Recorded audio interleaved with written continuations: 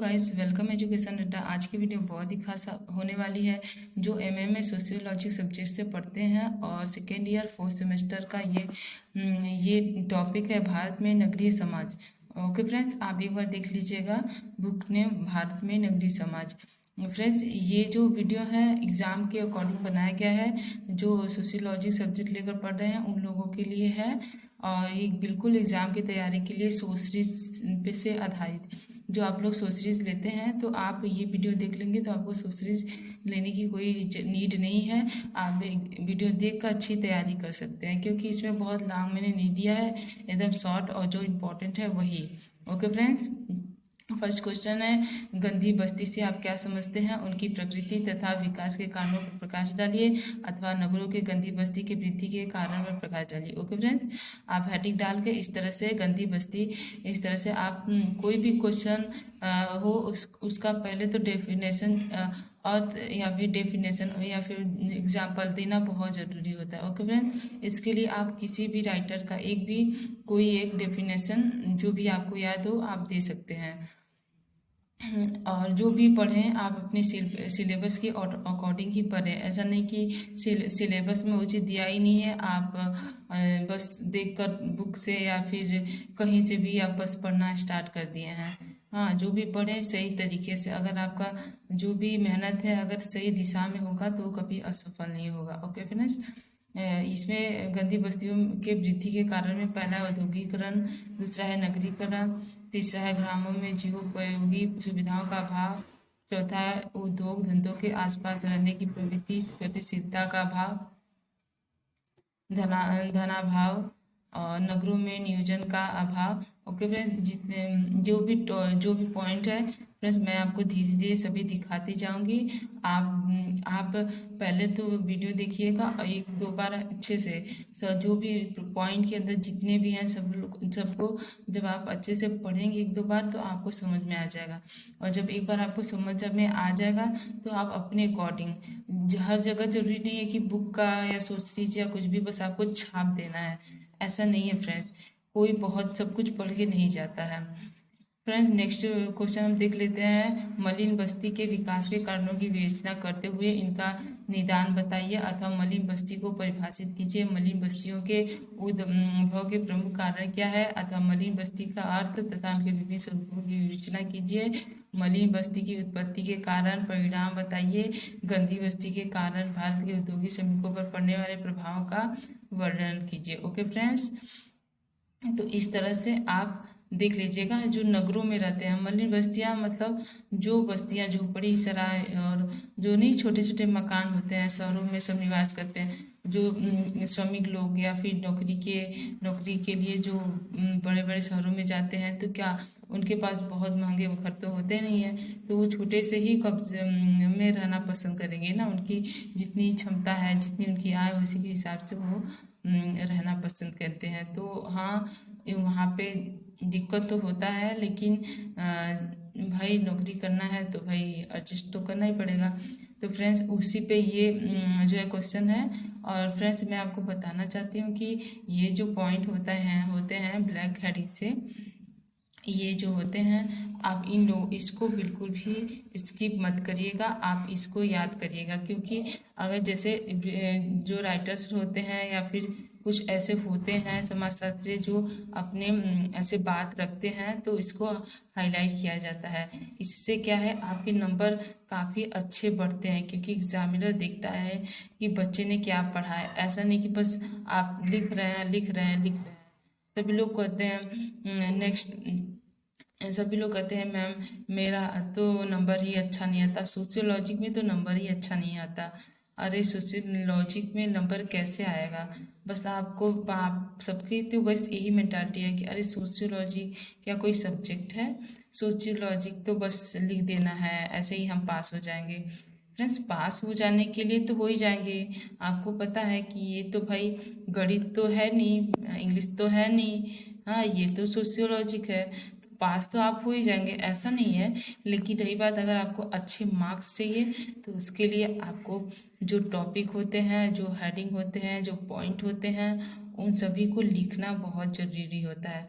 क्योंकि एग्जामिनर देखता है कि क्या है। जब आप एक अच्छे से अच्छे राइटिंग में अगर आप एक अच्छा क्वेश्चन का आंसर देते हैं जो प्रभावशाली हो, जो देखते ही हाँ लगे कि हाँ भाई सामने वाले ने कुछ लिखा है, तो उसका नंबर भी बढ़ता है। और ऐसा नहीं, हेडिंग हर चीज आप अंदर बना के लिख सकते हैं अब, लेकिन हेडिंग में आप कमी मत करिए। हेडिंग आपको जरूरी अच्छे लिखने होंगे। ओके फ्रेंड्स, आप हेडिंग जो भी लिखे एकदम सही लिखें।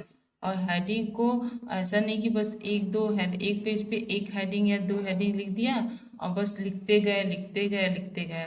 कम से कम एक पेज पे 3 से 4, मिनिमम 3 से 4 हेडिंग आप दीजिए। अगर उससे अच्छा ज़्यादा आपको याद हो रहा है तो बहुत अच्छी बात है।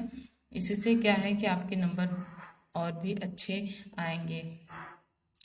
बहुत लोग फ्रेंड्स बोलते हैं कि मैम मेरे तो नंबर ही मैं तो जो पढ़ के जाता हूँ वो तो आता ही नहीं है, तो कैसे आएगा आप ही बताओ। आप जो पढ़ना है वो पढ़ेंगे नहीं तो आएगा कैसे। जो अगर आप एक अच्छे सही तरीके से आप पढ़ाई करते हैं तो ऐसा हो ही नहीं सकता कि आप एग्जाम में बैठे हैं और क्वेश्चन नहीं है। सिलेबस के जो भी पढ़ें सिलेबस के अकॉर्डिंग पढ़ें। अलग से अपना दिमाग नहीं लगाना है, क्योंकि हमारा दिमाग तो भाई बहुत ही इंटेलिजेंट है और हम कहीं और लगाएं तो शायद अच्छा वर्क कर जाए, लेकिन यहाँ पे जो पूछ रहा है वही हम लिखें तो बेहतर होगा। पर्यावरणीय प्रदूषण क्या है, नगरों में पर्यावरण प्रदूषण के कारणों को स्पष्ट कीजिए। ये क्वेश्चन है फ्रेंड और इसके आंसर है। ये जो ब्लैक में लिखा गया है, पर्यावरण संपूर्ण बाह्य परिस्थितियों उनका निर्धारियों पर पड़ने वाला प्रभाव जो जैव जगत के विकास का चक्र नियामक होता है। प्रदूषण के कारण औद्योगिकरण, जनसंख्या वृद्धि, नगरीकरण, वाहन यातायात के साधन, प्रौद्योगिकी विकास और ताप बिजली, हरित क्रांति। फ्रेंड्स अगर मुझसे कोई गलती होगी तो प्लीज़ हमें माफ़ करिएगा। फ्रेंड्स अगर वीडियो पसंद आएगा तो प्लीज़ लाइक करिएगा, सब्सक्राइब करिएगा। फ्रेंड्स अगर मैं ये सभी पढ़ने लगूंगी तो वीडियो बहुत ही लंबी हो जाएगी और आपको भी अच्छा नहीं लगेगा, क्योंकि सभी को होता है कि कम समय में मुझे अच्छा मिले। तो फ्रेंड्स आप वीडियो देखकर पॉइंट नोट करके आप लिख सकते हो और एक बार पूरा वीडियो ज़रूर देखिएगा फ्रेंड्स। और सब्सक्राइब करने की कोशिश करिएगा, क्योंकि आपका एक सब्सक्राइब किसी के लिए बहुत ही उपयोगी है फ्रेंड्स। तो अगर आप वीडियो देख रहे हैं तो ऐसे स्किप करके मत जाइएगा और वीडियो लाइक करिएगा, सब्सक्राइब करिएगा। और कोई भी क्वेश्चन कुछ भी प्रॉब्लम होगा तो कमेंट बॉक्स में कमेंट जरूर करिएगा। तो नेक्स्ट क्वेश्चन है, भारत में नगरीय नियोजन के उद्देश्य, आवश्यकता, समाज के महत्व पर निबंध लिखिए। नगर नियोजन से आपका क्या अभिप्राय है, इसके महत्व पर प्रकाश डालिए। नगरीय नियोजन परिभाषित कीजिए। नगरीय नियोजन की आवश्यकता विवेचना कीजिए। नगर नियोजन क्या है, नगरीय नियोजन को परिभाषित कीजिए तथा इनके महत्व व्याख्या कीजिए। नगर नियोजन की आवश्यकता महत्व विवेचना कीजिए। भारत में नियोजन की आवश्यकता महत्व पर प्रकाश डालिए। नगर नियोजन की परिभाषा दीजिए। भारत में नगर नियोजन के उद्देश्य, महत्व एवं आवश्यकताओं की विवेचना कीजिए। ओके फ्रेंड्स, तो इतने सारे हैं फ्रेंड्स। आपको ऐसे घुमा के क्वेश्चन आते हैं तो कभी कभी होता है कि अरे ये क्या पूछ दिया, तो कोई घबराने की जरूरत नहीं है। पहले क्वेश्चन पेपर अच्छे से पढ़ें, उसको 10 मिनट टाइम दें। ओके फ्रेंड्स, जब स्टार्टिंग आपकी अच्छी रहेगी तो आप आसानी से सब कुछ लिख लेंगे, पढ़ लेंगे और आपसे कोई मिस्टेक नहीं होगी। क्योंकि एग्ज़ाम में क्या होता है, अगर एक बार गलती हो गई तो हमें सुधारने का भी मौका नहीं मिलता। ऐसा नहीं कि हम कॉपी पे रहता है तो कट करके लिख लेते हैं, लेकिन वो तो हमारा एग्ज़ाम में हम बैठे होते हैं तो क्या होता है, अगर कॉपी पे ज़्यादा कट होने रहता है तो इससे भी हमारी नंबर कटने के चांसेस ज़्यादा हो जाते हैं। ओके फ्रेंड्स, तो आप ध्यान से जो भी करिएगा एकदम ध्यान से करिएगा, अच्छे से करिएगा। आई होप आपका एग्ज़ाम बहुत ही अच्छा होगा। और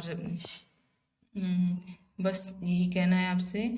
और ये नीचे में भारत नियोजन के विकास में विलंब के कारण भारत में नगर नियोजन की आवश्यकता, ये सब पॉइंट करके आप लिख लीजिएगा। अगर जैसे क्वेश्चन है आपको नहीं समझ आ रहा है तो आप पॉइंट भी कर सकते हैं। जैसे हेडिंग आपको नहीं समझ में आ रहा है हेडिंग हमें क्या लिखना है, तो आप जैसे ये सब पॉइंट है इस तरह से भी आप लिख सकते हैं। देश के लिए नियोजन का महत्व।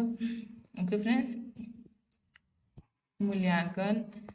और यहाँ पे जो है मूल्यांकन, यहाँ पे जो नेल्सन पी लेवी का कथन है ये सब भी आप पढ़ लीजिएगा फ्रेंड्स। और लास्ट में रिमर का कथन भी है।